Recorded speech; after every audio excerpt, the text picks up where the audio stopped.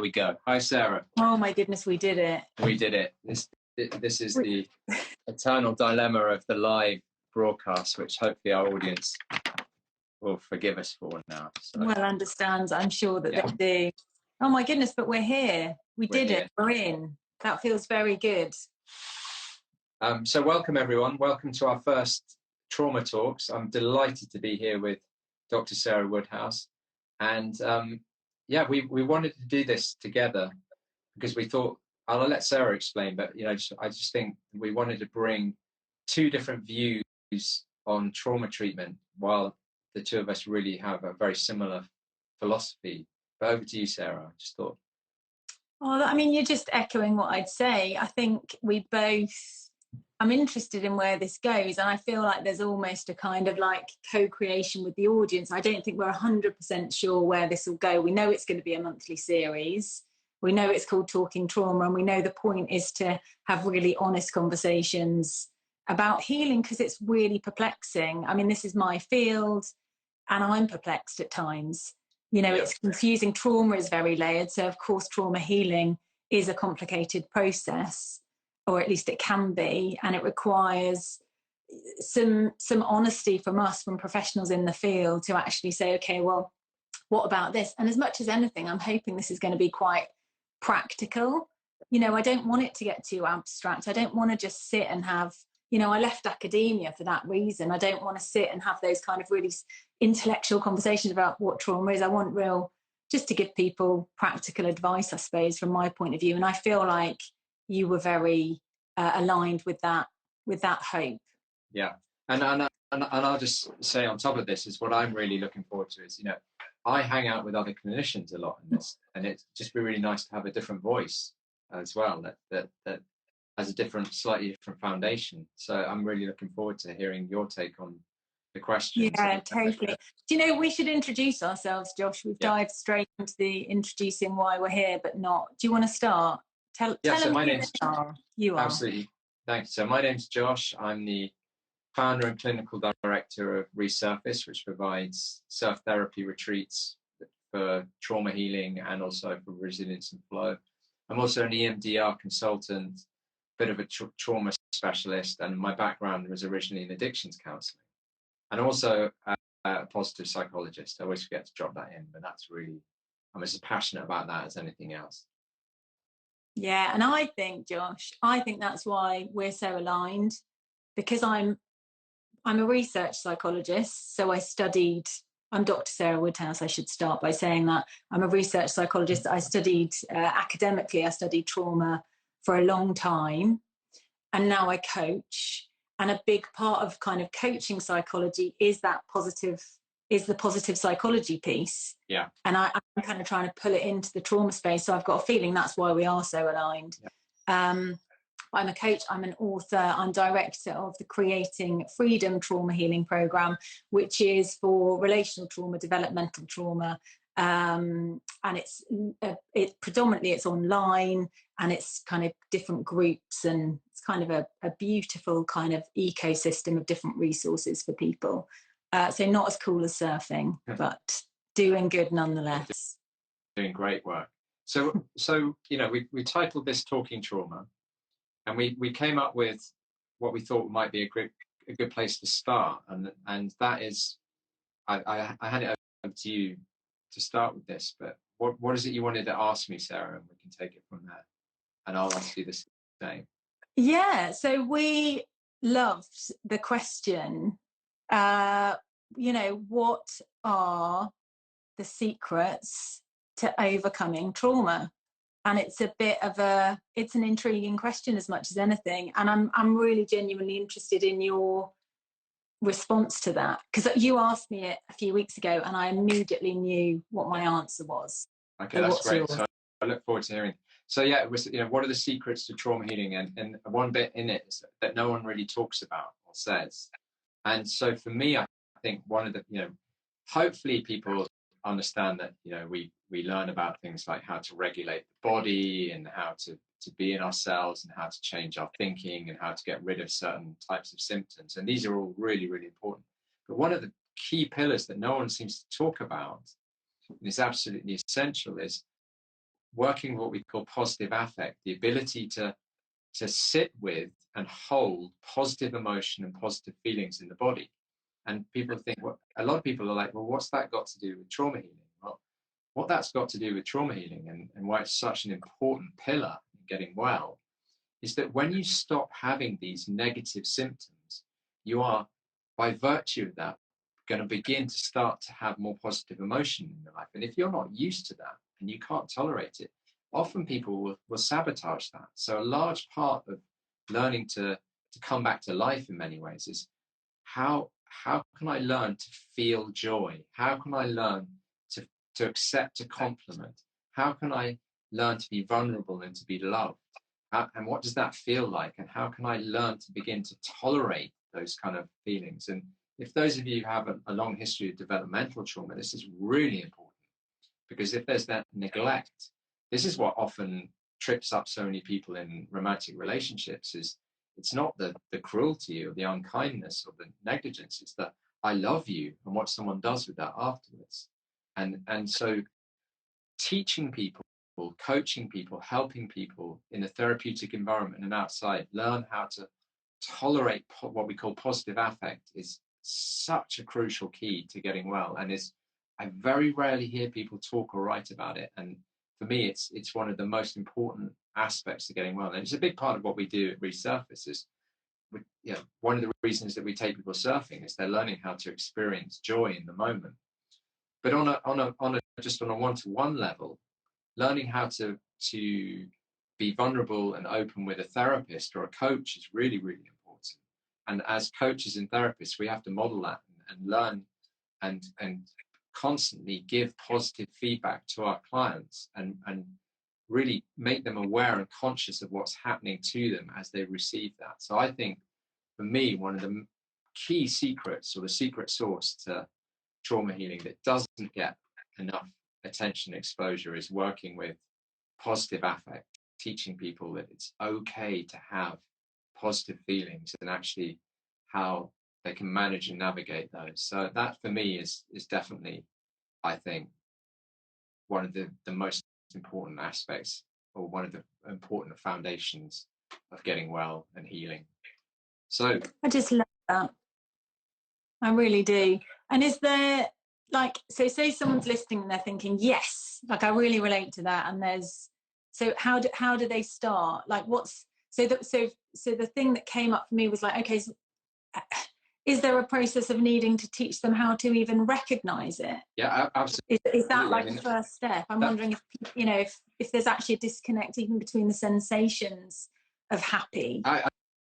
Yeah, I mean, everybody's context is so different, but in many ways, a lot of people don't even realize when they're receiving it, or they might not even be aware of.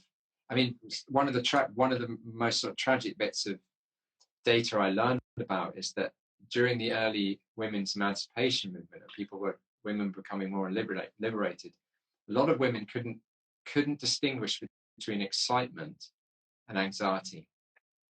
So they shut down the excitement, thinking it was anxiety. And there's a lot of reasons for that both release norepinephrine. But the fact is that sometimes we have to teach people and model, like, oh, I noticed that you're smiling. Did you even realize you're smiling right now? Or I noticed that your shoulders have gone back. Have you noticed that? What's it feel like to have your shoulders back as opposed to forward? These could be some of the simple things. And there's a really simple little exercise I like to ask someone is, can you tell me 2 positive feelings or things that happen, or positive events that happened to you today? And they might be able to get there. And I said, and how about 2 in the last week? And then 2 in the last month? And then 2 in the last year? And just helping people to make these connections. These are what we call associative networking connections, to help just rewire that brain plasticity to start automatizing positive emotion and positive aspects. So sometimes it can be really difficult, and we have to really help guide the client. Sometimes they're aware of it, but they can't articulate it.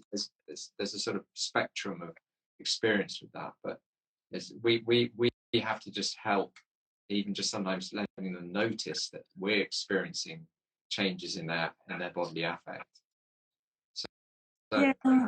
Hope that's helpful. So Sarah, what about for you? What is one of the secrets to trauma healing that maybe people don't talk about or know about that you think is really important for people on their journey or getting their journey going? Yeah, I mean, immediately to me, and I toyed around with it today. I thought, oh, maybe I'd rather say that, maybe I'd rather say that. But instinctively, my kind of, that instinctive response is that it's about daily change, that it's about daily action.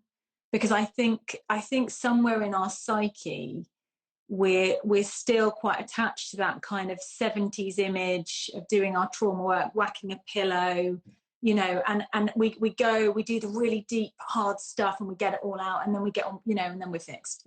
And we go on and get on with life. And the field has moved so far away from that. But that to me is so important for each of us to understand that if we're, trauma's, there's lots of different definitions, but the working definition I use with clients, or certainly a very helpful way in, is that we've of course got the nervous system dysregulation, that kind of effect on the body, and then we've also got the effect on the identity and the psyche and those kind of emotional, that kind of seed, the way it's affected our identity and beliefs, and I'm not saying that's a definition of trauma, but just in terms of how I go in and try and help people. And we can't change all that overnight.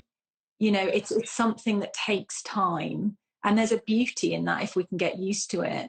But the truth is that because we've been living in dysregulation, so we've been living in fight, flight, freeze most likely our whole lives. My clients, they've got relational trauma, developmental trauma, so this is built up over 20, 30, 40 years.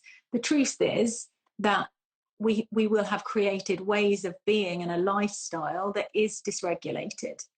Yeah. And it's refreshing to just be honest about that, to just say, yeah, everything's a bit fast. I'm overscheduled. I'm not resting during the day. I'm operating, I'm either at 100% fight, flight energy, or I'm at burnout. And there's no in between. I've lost that rhythm. So for me, that's really a centerpiece of how we begin to heal, and I love that for people because it's so empowering, knowing that that's true and telling people you can do something about this. Like if you look at your life, if you begin to slowly bring in more regulation, and more compassion. So more regulation, it's that somatic piece and that compassion piece. If you can bring those principles into daily life, you're going to see the change. And how would that manifest in terms of I totally get that. But someone listening might be thinking, okay, I want the quick fix, and I hear there are these quick fixes, but how would it also manifest? Let's say that there are people listening who have had dramatic shifts, but they still be really useful or valuable for them to hear that there's this daily aspect to change. How would they see that, or how would it manifest in terms of how would they be able to recognize that and those sort of daily changes, as opposed to when they reflect back and they see those big jumps? You can look back on things and think, oh yeah, I was there, and I was there, and then I was there, and I was there. But in terms of going forward, how would it manifest, or how would someone be able to see, oh, okay, that's what Sarah means by taking it sort of one day at a time in yeah sense? That's exactly it. I mean, I think a very simple exercise, and that's right back at the beginning of my program, is this idea that we need to begin first, develop a sense of what it means to be regulated. Because the truth is, we don't know until we know. It's a totally foreign concept. Everything we're talking about is a foreign concept until it's experienced. Positive effect, regulation, they're all nonsense words until you can really tap into them and you have that lived experience. So initially, it's about getting curious, that glorious word, curious about, well, when am I regulated? How does it feel to be present, grounded, compassionate, and curious? That all the signs, we're in that kind of lovely ventral vagal space. So really, like everything in the healing space, it's about awareness first, right? We want to develop that felt sense of what it means to be regulated, because the moment that we can get a better sense of that, we know when we're knocked off course.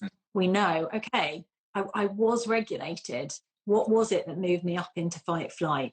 What are those small micro moments during the day, whether it's a situation at work or at home, or often for my clients, of course, it's in the relational field, so a conversation or somebody's tone of voice, or a perception of being abandoned maybe, or of conflict, will move them into fight flight.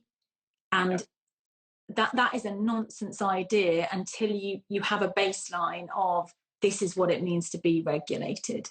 So it's pulling those practices into daily life. So getting curious, okay, well, what is it that moves you out of that regulated space? And also, how can I increase times that I'm regulated during the day? For some of my clients, I'm like, right, you're just going to have to sit down. Every hour or on a transition, you need to sit down and you need to breathe. We just need to pull you back out of that trauma energy, that fight flight energy, back into the present moment. Yeah, I mean that's definitely one of the most important things I find in any form of resourcing and stabilization, teaching people simple techniques that they can use every day to help, just as you say, bring balance. I mean, a lot of healing from trauma comes in what we call trauma confrontation, but we also have to have that just daily management of our nervous system. And I'm really pleased you brought in polyvagal theory there as well, being in that green zone, as some people call it. And then from there we can notice, just like, oh, my heart rate's elevated. What does that mean? I love the fact that you started with talking about it starts with awareness. And there's a wonderful thing they say in a mutual support group called Al-Anon, which is one of the 12-step fellowships. They talk about the 3 A's of change: awareness, acceptance, and action. You have to start with that awareness. And that's, I think, totally true with trauma. I mean, even becoming aware that maybe you have been traumatized is one of the first things that, or little secrets that people really struggle to accept that diagnosis a lot of the time. And we don't have to say, oh, it's because this happened to you and that happened to you. And we just say, maybe something's happened to your nervous system, because I noticed that, and maybe you noticed that you go to these between these different states, and that's a sign that something has happened, and maybe we need to try and learn how to shift that. But I love that, bringing it back to the fact that it's a daily, that there is a daily recovery element to this that's absolutely essential. So yeah, I love that you mentioned 12 steps, because really, there's an alignment with what I'm saying there, not with what they're doing precisely, but certainly in that idea that we have to move into recovery, and that it is that one day at a time approach. So there is that kind of mirroring, that reflection there, definitely. Yeah, and I heard a lovely thing about one day at a time, is it's not just about one day at a time that I don't have to pick up a drug or whatever it is, gamble, or these things that you hear in addiction recovery, but it's actually, we can only grow so much one day at a time as well. And if we can understand that, we can be much more compassionate to ourselves. So I know that, before we started, Sarah, we got a lot of questions that came through and were messaged to us. And I was wondering if you, there's at least 3 questions I've got here from our audience, and I was wondering if you had any questions, or do you want me to start? Or yeah, go for it. I think I've got 2 here that I would really like to answer that I feel will be useful. So why don't you dive into one? Okay. Yeah. So I think what we'll do is I'll ask a question and I'll answer it, and then if you feel that you have anything that you want to add to it, and then we can swap around like that. So the first question I got that came in to us was, what are healthy ways to cope during a trauma trigger? And this is a great question. There is a context, but that I'd always have to want to clarify. If I was in a therapy session, is what do you mean by the trauma trigger? But let's just say, in general, it usually means that someone is activated, they become highly anxious in the moment, and maybe they're having an anxiety attack or something like that, that they're tipped out of what many people call their window of tolerance. And I think I've learned that the most effective tool at the moment that I know of is something called the physiological sigh, which I got from Andrew Huberman, which is just when you take a deep breath in, and when you get to the top, you hold it, and then you take an extra breath in. You breathe out. You do that 2 or 3 times, and what that does is it sends a double signal to the lungs from the brain to expel more CO2. It's often the buildup of CO2 that causes the anxiety. When we're triggered, we don't breathe properly, and that causes this buildup. So that's an excellent way of just bringing some balance to the nervous system, and it's very, very immediate. And I have a lot of people say, "Oh my God, I did 2 or 3 of those, and I was back in." And so for me, I think that's one very healthy way to learn how to cope when we're triggered. And I was just wondering if there was something that you want to add to that. Well, I'm intrigued about that. I love it's Huberman Labs, isn't it? Yeah. It's absolutely incredible. Just such a big fan of his. But does that not somewhat buck the idea that when we inhale, we're kind of activating the sympathetic? That what we want to do is not shorten the inhale, but definitely focus on the exhale.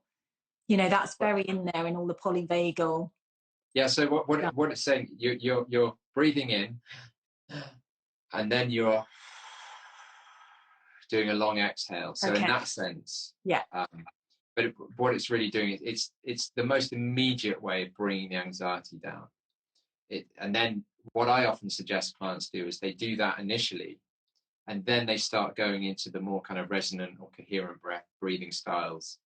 It's just an immediate way of just bringing yourself back down, and then you can move into more, some of the yogic breathing or what other box breathing, other techniques that people really like. But there is that, it is like a double sympathetic thing, but then there's the long parasympathetic out breath. So for me, I find that a really useful tool to teach people when they're triggered.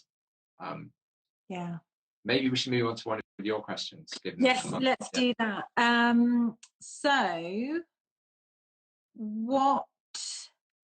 So how does someone become ready for trauma therapy? What can actively be done to support this, or what therapies are useful in the process of kind of becoming ready? And really, this is about stabilization. It's actually, I'm just really kind of saying again what I said before, it's focusing on,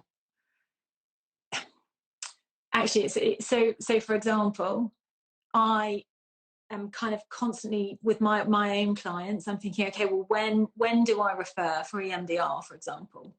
When's that moment that actually, because I have it's a coaching model that I'm doing. It's all about stabilization and resourcing and daily life. That's what I'm doing. And there's healing that comes along with that. But at certain times, I think, okay, we need some deeper work here. And I'll refer to Josh, to someone. And understanding when that moment is quite nuanced and tricky. 9 times out of 10 I get it right. On the 10th, the clinician I'm referring to will say, actually, do you know what, I think they need a little more. I don't think there's quite enough resourcing and regulation in the system for them to come and do that deep work. So I hope that kind of gives a bit of an insight into how we work together and how we do get ready. It's about,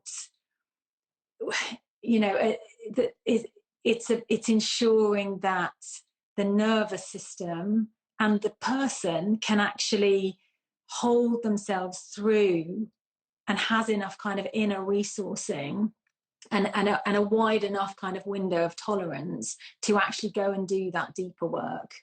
And it's not that I wait, of course we don't wait until they're, there's no perfect moment for that.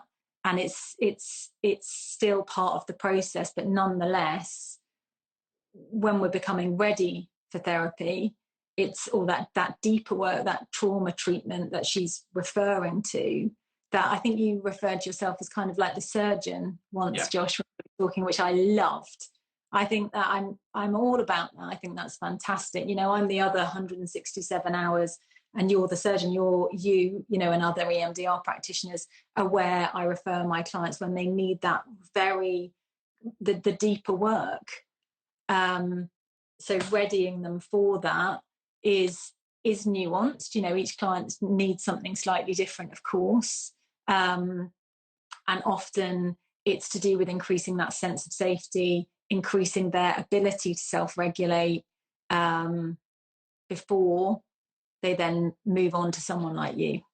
Yeah, I mean, I absolutely. I'm glad you mentioned self-regulation, that they can generate their own sense of safety, and they can tolerate. They can just basically tolerate emotions in their body. I think that's, yeah, absolutely. I've got a question here, which is, and I'm trying to. We've only got a couple of minutes left, so I'm going to be quite quick with this. What are the optimal ways of recovering from family-induced trauma, for example, bad parenting? And that's a massive question, it's actually a question I think people move away from, don't want to answer. But really, the answer to that is, we were talking about surgery just then. This is kind of the opposite of the surgery. What we need for this kind of recovering from this kind of trauma is what we call the corrective experience. Now, the corrective experience usually comes from group activities, but it can also happen in the counselling room in one-on-one. It's where we have an experience that goes against the majority of the experiences that we had growing up. So, for example, if you were just suffered in silence and had no one to tell anyone what was going on, a corrective experience might be telling your life story to a group and being heard and being listened to and having that alternative experience. So we're always trying to find as many corrective experiences. So finding a place where we feel safe. There's many forms of corrective experience, but that's the key principle when recovering from, as the question asks, family-induced or bad parenting, these kind of things. We find these experiences in safe places. So yeah, I think we've got time for one more question, Sarah. Yeah. What have I got here? So as a parent carer, what are the most useful things I can be doing for a teenager with CPTSD? I love that question. Wanted to give time to it. I know it won't necessarily, you know, not everyone potentially will be able to kind of relate to that, but for me, it's about, so there's two pieces. There's the structure and the boundaries. You know, it's almost like as a parent, you know, it's not radically different to what we're doing with a client. We're trying to create a safe container. And we do that by creating, you know, it's all that secure attachment stuff, you know, predictable environments, predictable responses from us. We're creating structure that's gonna give them that sense of, I'm in a safe container here. And then coupled with that, it's as much love and compassion as can possibly be kind of administered. I would say that they're the two. It's that compassion coupled with the kind of structure and boundaries that for me are central. You know, that's what I would be trying to do. And there are other things, you know, we would want to learn how to mirror, you know, especially emotionally. We're going to want to give that kind of emotional feedback.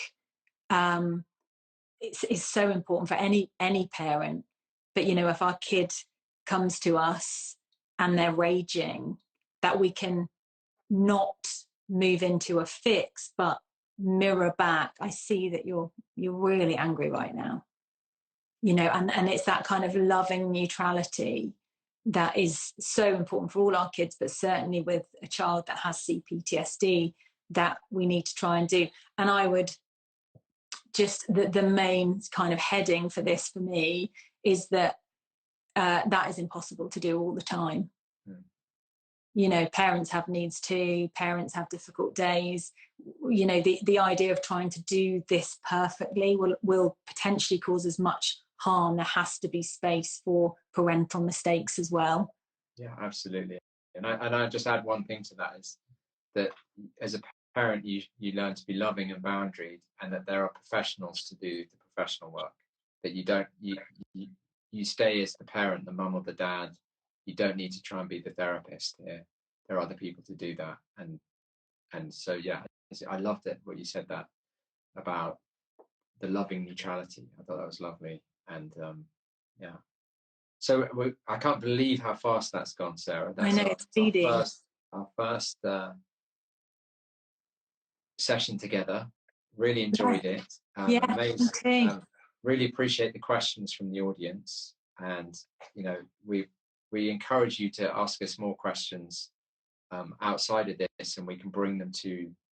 One thing we have to say, one caveat is we do get a lot of questions. So if we don't get to answer all your questions, that's the reason why. We do our best to get through them, and we really hope that you found value in this, and we look forward to doing more. And Yeah.